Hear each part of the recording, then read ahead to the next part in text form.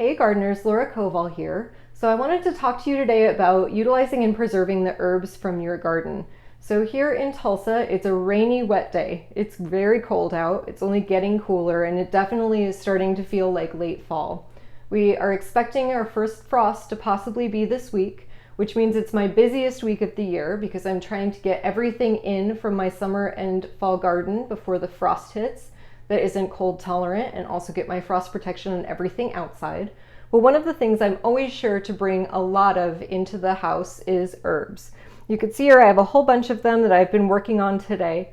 The nice thing about saving your herbs is you can season a lot of different dishes with them, and they'll last you all winter long. So you can get that fresh garden flavor going in any meal, and you can make it really easy.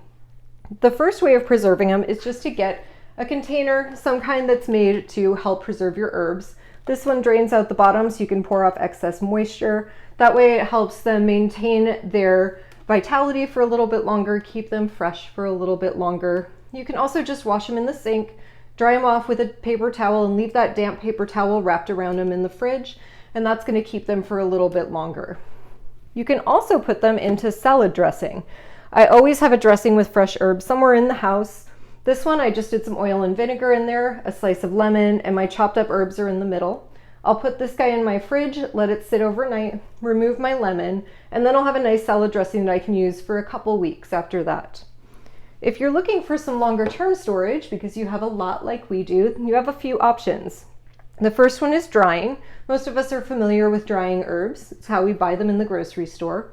All you need here is to take a few sprigs. This is some rosemary I've had drying for a couple weeks.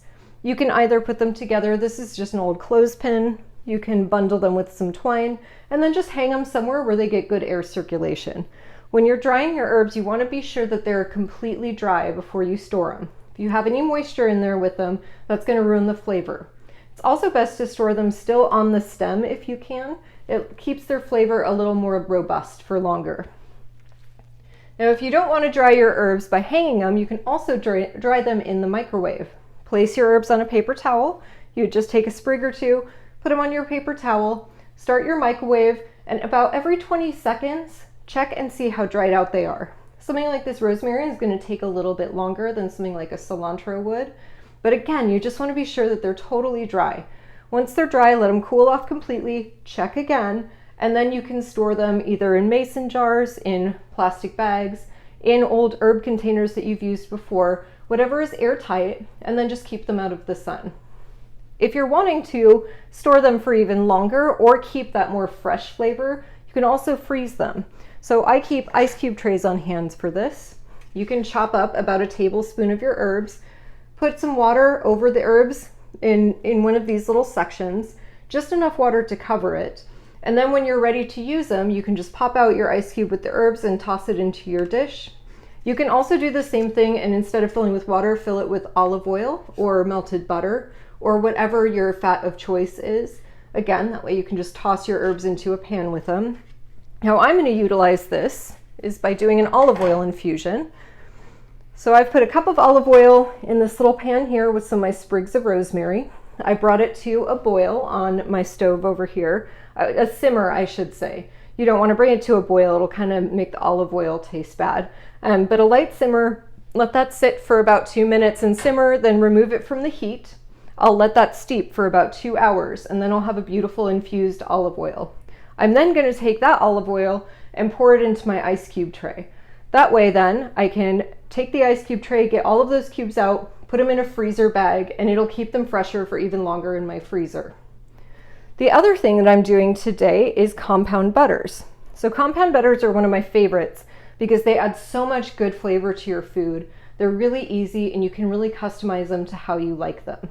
You just take a stick of butter at room temperature, then you pick whatever herb you want and other mix-ins if you like them. So this one here, for example, this one is specifically made for pork and steak that I really like. I have some roasted onion that I roasted in balsamic earlier this week. That's mixed in with some rosemary and also some smoked salt. So this is going to give a really nice flavor to meat. You just stir it in like this with your rubber spatula, and then you have your butter all combined and ready.